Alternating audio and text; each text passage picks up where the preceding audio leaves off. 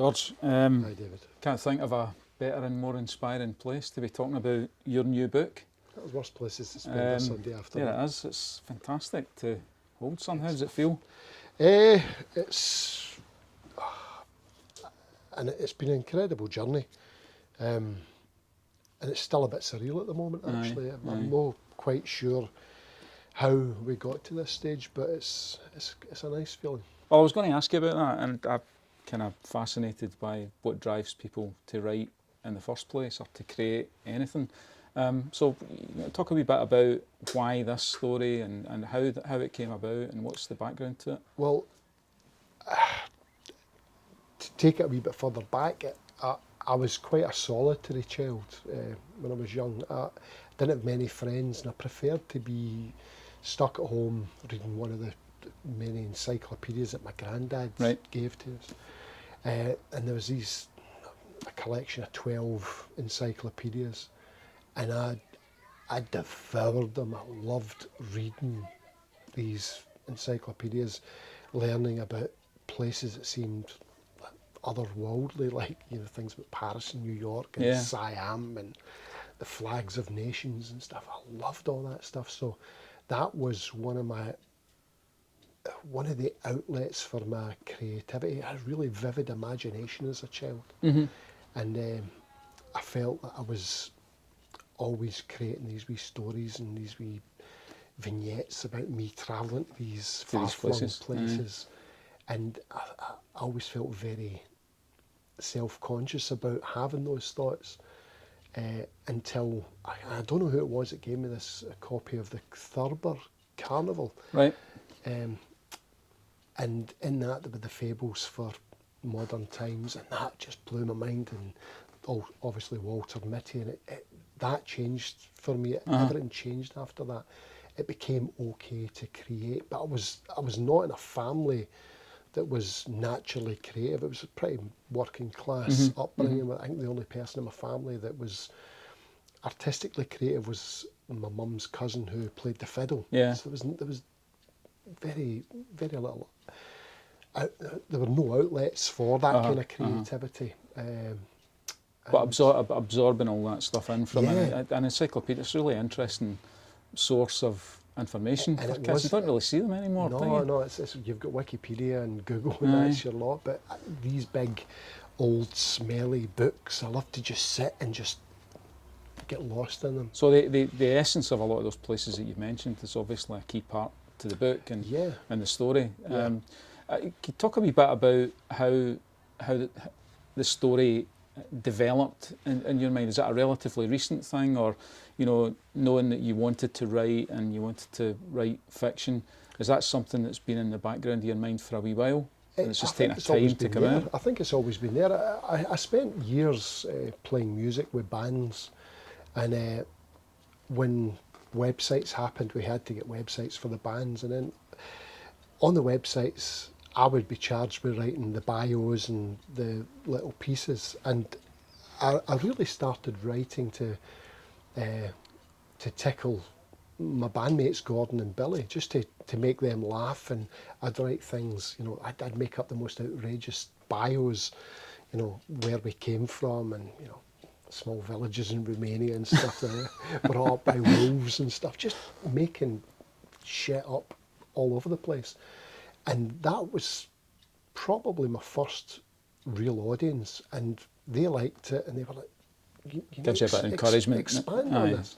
So I started, the first things that I wrote seriously were, I started writing about the band and our, appalling attempts to try and break into the music business. And that became my first serious attempts at writing, and that's probably the most autobiographical thing I've ever done. Right. How long are we talking about now? What we're talking about in the last 10 years. Right, okay.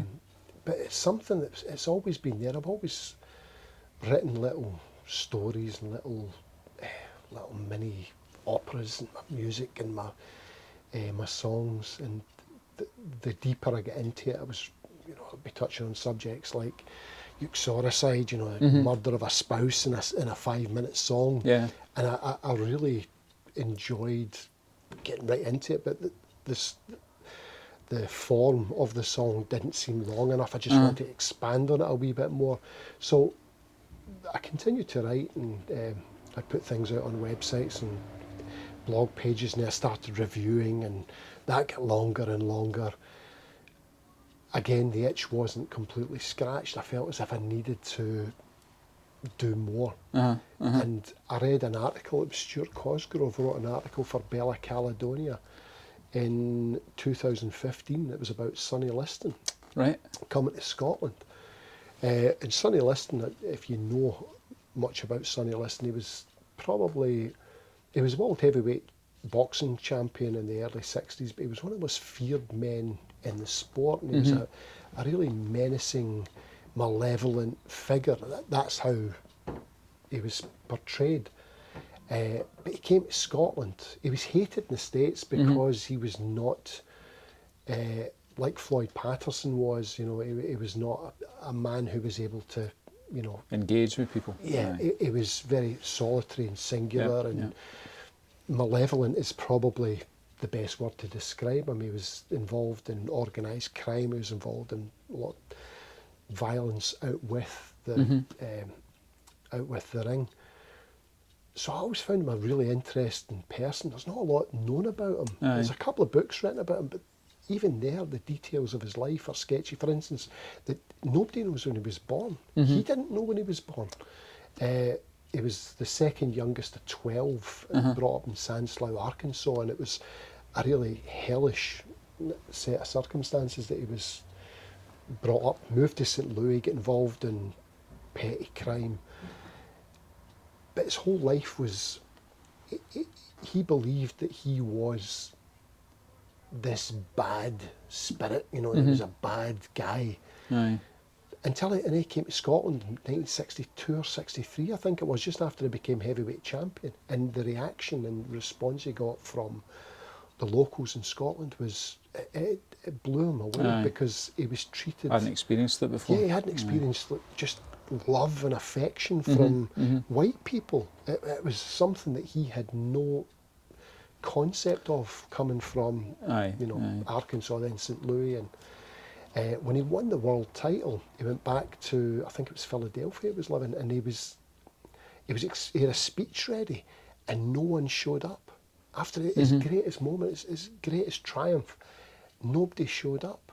And that, it just engendered those feelings of, being on the outside. So when he came here, it was an incredible feeling that he felt as if he was welcomed for one of the first times in his life.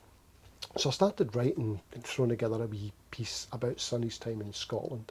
At the same kind of time, I was reading about Henry Miller, and I've been dipping in and out of Henry Miller for years. I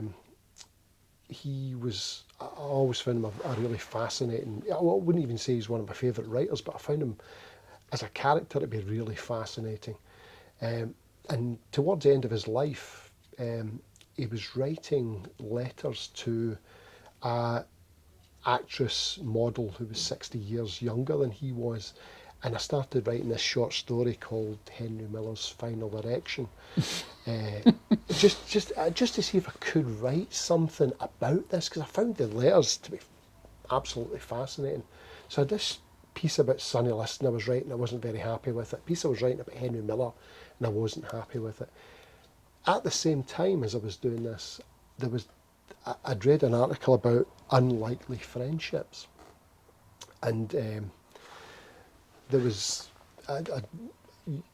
you're probably aware of Andre the Giant, right? Andre the Giant, the big wrestler from, The Princess Bride, written by William Goldman, who's one of my favourite writers. Those writers, William Goldman, Nora Ephron, Neil Simon, those writers, I'll get to at some point, because they influenced my dialogue incredibly. Anyway, I was reading an article about unlikely friendships, and it's seemingly Andre the Giant's father, Boris Russimov, was a farm labourer in a farm outside of Paris, and the farm belonged to Samuel Beckett, the legendary playwright Samuel Beckett. And Andre, as a teenager, was very friendly with Beckett, so this very unlikely friendship that no one, you couldn't imagine putting this like stone-faced Irish playwright, Mr. Serious, against Andre the Giant, and seemingly they bonded over the love of cricket. And Beckett used to take Andre to school and drop him in the local village at school, and they would talk about cricket all the way there and all the way back and stuff. So that I thought unlikely friendships, and something triggered in my mind to say, what would happen? That's a stimulus. If you put Henry Miller with Sonny Liston? To the best of my knowledge, they never met. And they travelled in completely different circles. But what would have happened had Miller met Liston? How would that have worked? It's fascinating that you're talking about meetings between real people that might or might not happen. One of the things I really like about fiction is the boundaries can sometimes get blurred between fact and fiction to the point where the reader's not entirely sure and can distinguish, and I think sometimes fiction's got that responsibility to try and play with that, and the book does it brilliantly.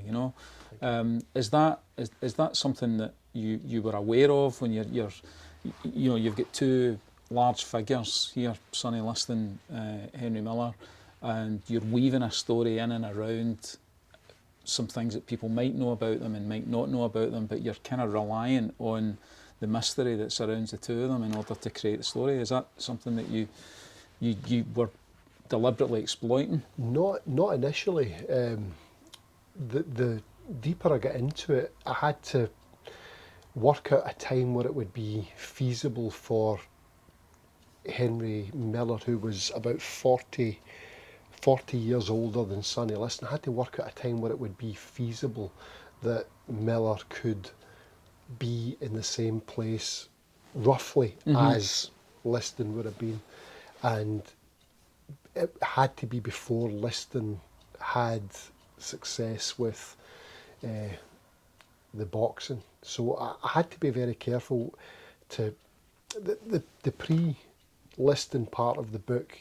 There was a lot more latitude. I was able to go to pre-war Paris when Henry Miller was spending a lot of time, and I had a wee bit of scope to take him from there over to Corfu, because there were a few things that he actually did do, a few times that he was actually in certain places that I thought I'll keep them as my my markers, and I'll weave in just going around them, around them. So I tried to do that and then bring them together about 1953, where Sonny was just out of Missouri State, the penitentiary. He spent a bit of time in where he'd just learned to box.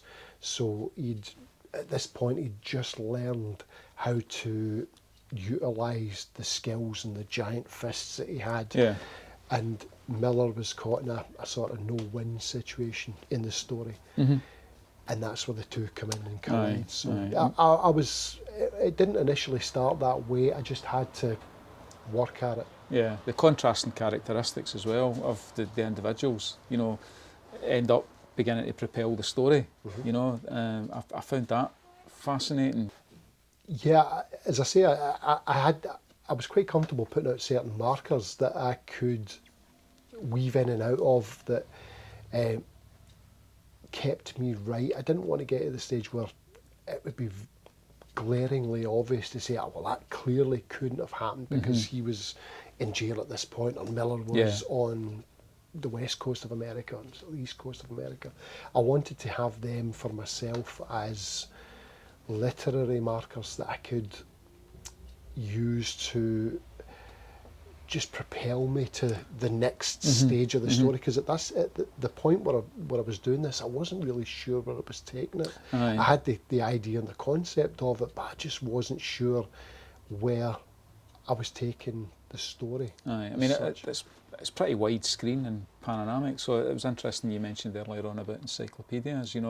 It felt like a really wide story that you could see being developed into a movie, because of that kind of encapsulating geography and the story moves from different locations, and I found that really fascinating. Well, I've spent a wee bit of time in Paris and I spent a bit of time in New York, but I have never been to Corfu and I've never been to St. Louis or places like that. So, or even Maine, Auburn, Maine, where the story is initially set. So again, I go back to my imagination and I dip into my own mental encyclopedias and try and work out, I try and build a town. It's like what Charlie Kaufman would do in his his stories. He'd create a little town in his mind. It's really effective. I mean, I like you, I've been to a few of the places that you mentioned, but there was no questioning of where the story was at any one time, and I think, when you've got a story that's maybe working with elements of fact in a fictional context, which I think probably Henry Miller's quite well known for on his own, place is a big deal, because the place authenticises everything that's going on. Yeah, so. Well, Paris is a big part of his life. He became Henry Miller because of Paris, not because of, Brooklyn, Bushwick. Paris created Henry Miller and this whole legend of him. And I was very, very keen to, dip into that pre-war time where he was just finding his feet as a writer. And maybe there was some part of me as a nascent writer that was trying to do the same thing, without the sexual athletics and the wild drug taking. So, George, I wanted to ask you about Henry Miller, and I'm going to start by just reading a wee bit from your book, and I wonder if you'll be able to guess the bit I'm going to read. If you don't mind me saying, miss, you don't look much like a typical Miller reader. There's a type, asked me, I'd split them into 3 categories. Firstly, you have your unhappily married, middle-aged former literature students, curious about the life that they wanted to lead, but were too afraid to admit the disappointment of poverty. Second, you have the scholars and the critics looking for answers but chipping away at his reputation. And finally, last but not least, you have the plain old depraved perverts. What happens if you're all 3? Well, if you see the next line, it's my scoop of 2 and a dash of 3. I wanted to ask a wee bit about Henry Miller, and why Henry Miller. I know you mentioned earlier on about not necessarily being a fan of Henry Miller's writing specifically, but there must be something in there about why he was the perfect author. Is it to do with the mystery, or is it to do with the way, maybe like Sonny Liston, he was shunned a bit, in his own country for a long time? I think there's elements of that. I felt Miller was a bit of a pioneer. He was like proto-beat, he was a great influence on people like Kerouac. He rewrote the book on form. Without Miller, in my opinion, you don't get people like Kerouac. It's interesting. His personality was the first thing that drew him to me, and it came from a movie.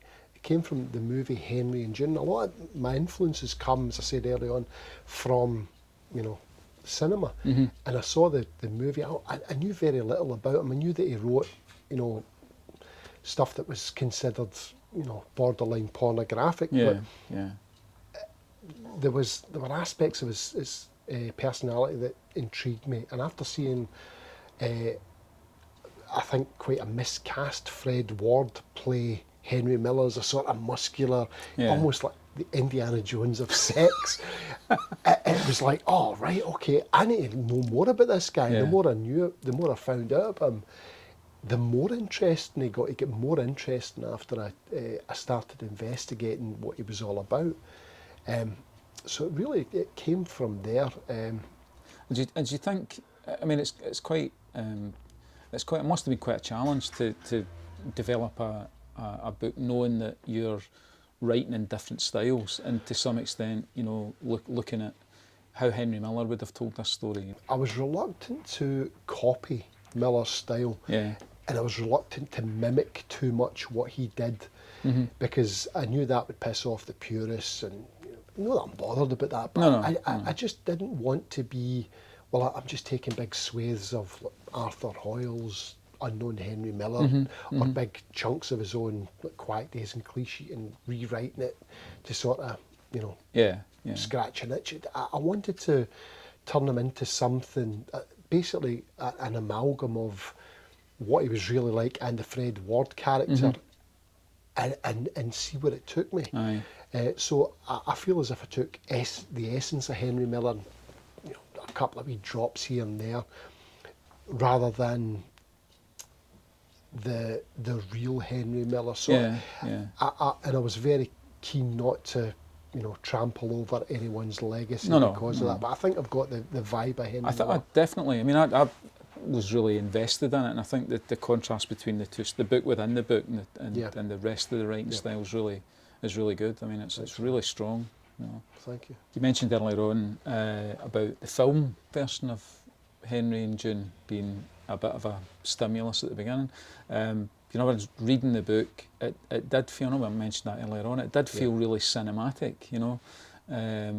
Is that a pervasive influence on writing for you, you know, taken from other bits of culture as opposed to just purely literature?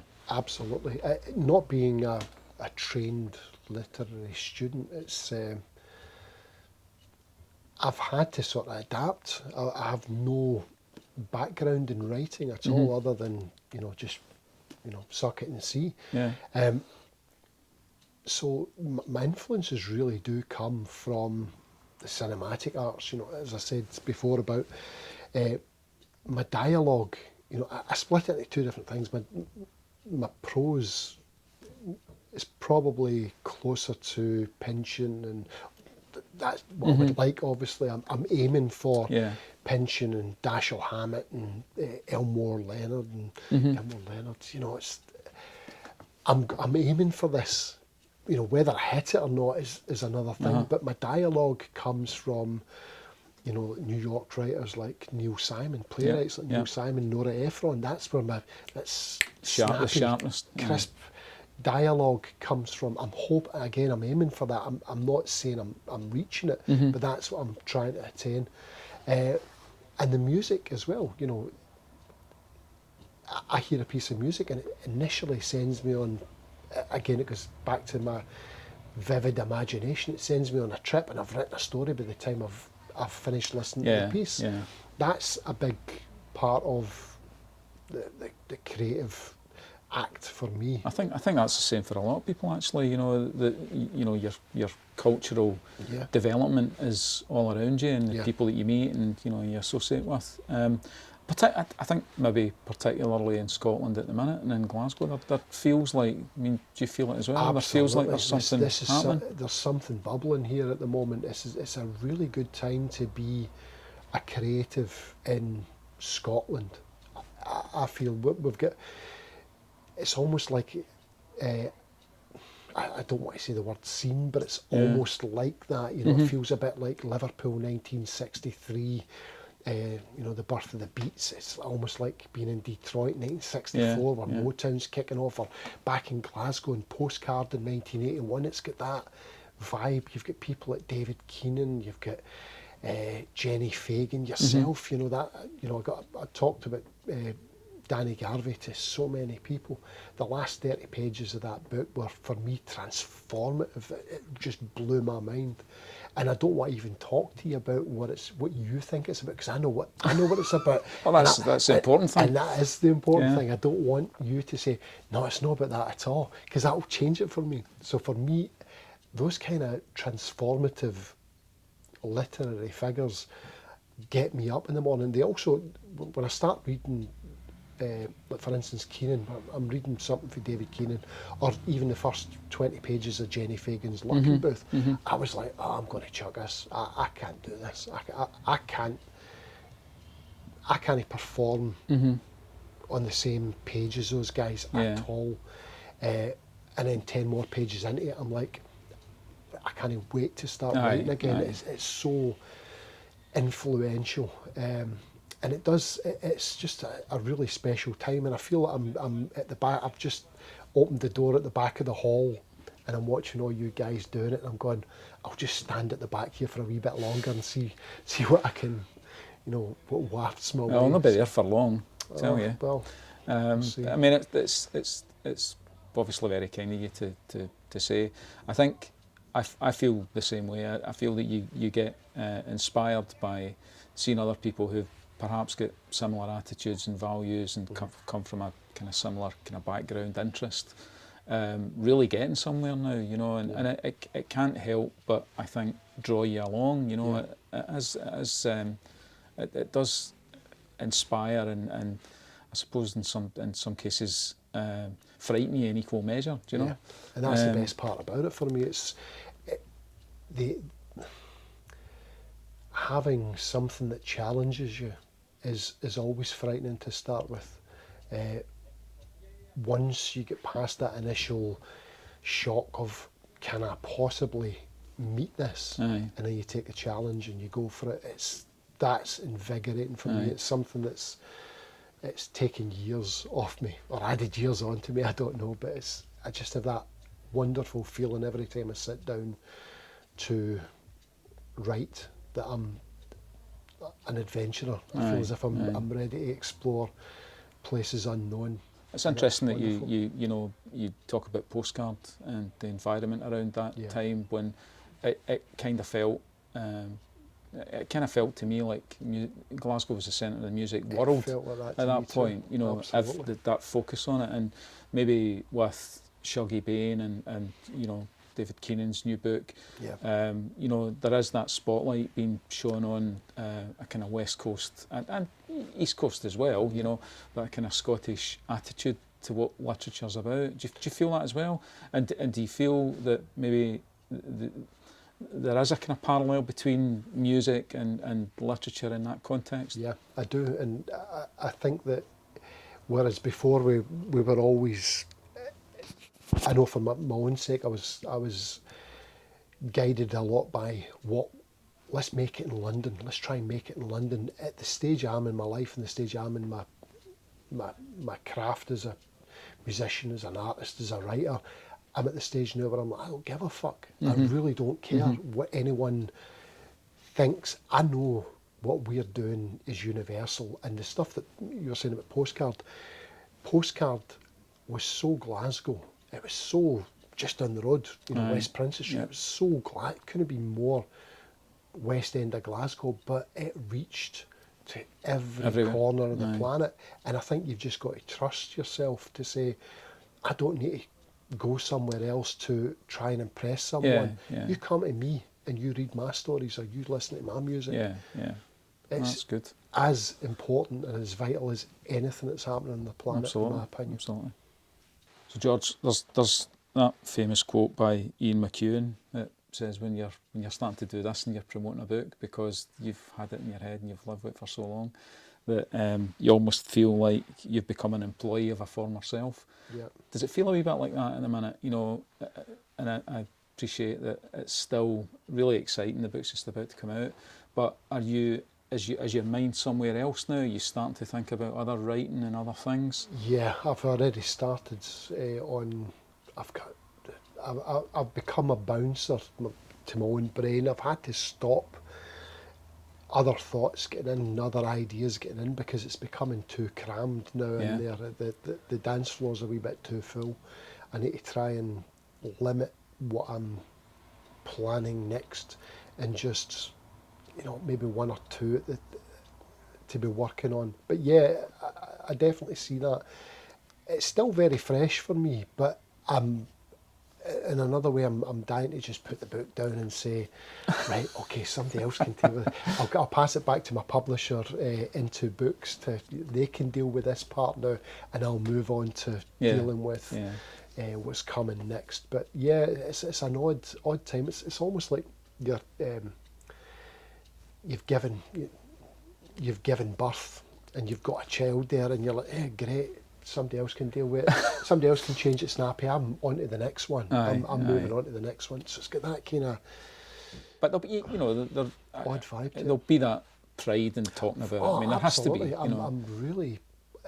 At moments, it catches me at moments where did I really do this? Did I really write this? And on the process of it, I can't remember. I think about it as a musician, it's like finding the groove. You find a groove and you just go with it, and you sort of jam and riff and play, and next thing you know, you've got All of a sudden, 20, 30 pages of stuff that you'll have to go into next day and say, well, is this any good? But when you're on that groove, it's incredible. And again, I read certain passages and I'm going, I can't remember writing this at all. I've got no concept of, no recollection of writing this, which is, I suppose, a good thing. So have you got specific ideas about what you might have a look at next? Would it be completely different? Is there anything that you can share? I'm going to go back to the story of my band. I'm going to bring that one up next. It's almost finished. I just need to maybe do another draft of it, a wee bit of creative editing, maybe do it over 2 volumes. But I've got another piece that I've started planning and plotting and scoping out that's set in the West End of Glasgow. Right. So that if you ever see me walking about the West End, I'm not doing it for researching. Physical reasons. I'm honestly walking about trying to look at certain buildings to point me in the right direction. It's going to be a bit more of a creepy. I'm aiming for Ira 11 satire, right. Rosemary's Baby type. It's going to be a bit Sounds creepy great. Yeah. and a bit off kilter. I'm aiming for that in the way that I aimed for a lot of things with this one. Whether I reach it, I don't know, but that's something to aim I'm sure you will. I'm sure you will, George. Yep. Can I have a Absolutely. final wee look at this? So it looks fantastic. It's a great cover. You've got some really... Well, the publisher did a great job on it. He's done a fine job. Really chuffed with it, yeah. Yep, thank you. All the best, George. Thanks, David. I wish you every success, and you. The Girl, the Crow, the Writer and the Fighter is published on 21st of October.